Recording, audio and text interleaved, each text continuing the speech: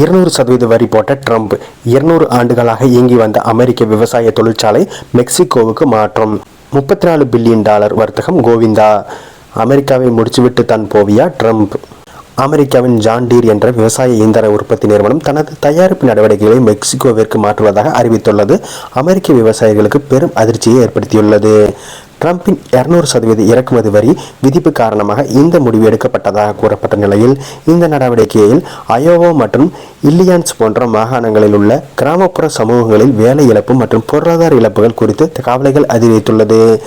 1837ஆம் ஆண்டு நிறுவப்பட்ட John deer நிறுவனம் அமெரிக்க விவசாயத்தின் ஒரு அடையாளமாக கருதப்படுகிறது. கிட்டத்தட்ட 200 ஆண்டுகள் அமெரிக்க விவசாய இயந்திரங்களையும் வாழ்வாதாரங்களையும் இந்நிறுவனம் வழங்கி வருகிறது.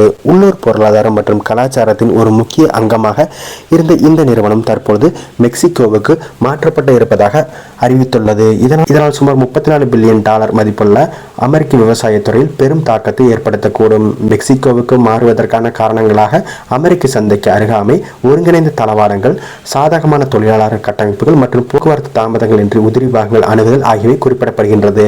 இந்த இடமாற்றத்தால் அமெரிக்காவின் மத்திய மேற்கு நகரங்களில் உள்ள விவசாயிகள் மோசமாக பாதிக்கப்படுவார்கள் என்று கூறப்படுகிறது.